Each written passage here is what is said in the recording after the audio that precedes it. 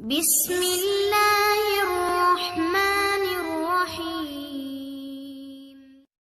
امام علی کی خدمت میں ایک شخص آیا اور عرض کرنے لگا، یا علی، میں نے اپنی بیٹی کی شادی کروائی لیکن چند ہی ماہ میں وہ شادی ٹوٹ گئی۔ آج کل لوگوں کا پتہ نہیں چلتا، ظاہر تو بڑے اچھے لگتے ہیں لیکن رشتہ رکھنے کے بعد اصل چہرہ ان کا ظاہر ہو جاتا ہے۔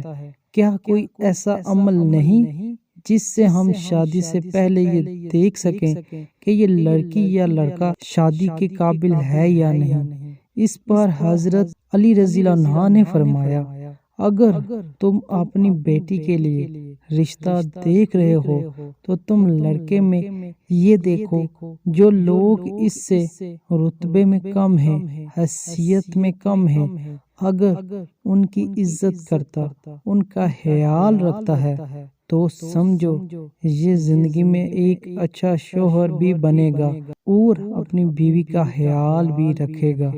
لیکن اگر رتبے میں اس سے اگر کوئی بڑا ہے تو یہ ان کی عزت کر رہا ہے، لیکن جو رتبے میں کم ہے ان کا احساس نہیں کرتا، تو سمجھ جانا کہ یہ انسان تمہاری بیٹی کے لیے اچھا نہیں۔ اتنی ہی دیر میں دوسرا شخص اٹھا اور پوچھنے لگا، یا علی، اگر ہم اپنے بیٹے کے لیے رشتہ دیکھیں تو کیسے پتہ چلے کہ کیا لڑکی ہمارے بیٹے کے لیے صحیح ہے یا نہیں؟ اس پر حضرت علی رضی اللہ عنہ نے فرمایا، جب اپنے بیٹے کے لیے رشتہ دیکھنے جاؤ تو لڑکی سے چند سوال پوچھو اور تھوڑی دیر گفتگو کرو۔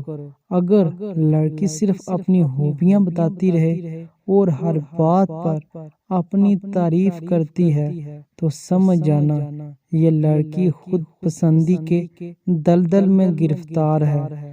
لیکن اگر لڑکی اپنے گھر والوں کی بات کرے، اپنے والدین کی بات کرے، تو وہ لڑکی آنے والے وقت میں کسی بھی انسان کے لیے اچھی بیوی ثابت ہو سکتی ہے۔ اور اگر کوئی انسان ان دونوں اعمال کے بعد بھی گھبرانے لگے اور فیصلہ نہ کر سکے تو وہ گھر کے آگے 27 مرتبہ سورۃ کوثر پڑھے اور سو جائے۔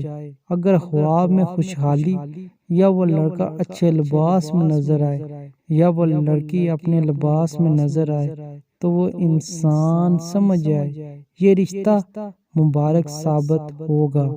لیکن اگر خواب میں آگ باشتانی مناظر یا ہون یا اس لڑکے کا خراب روپ دیکھے تو پھر وہ رشتہ بہتر ثابت نہیں ہوگا۔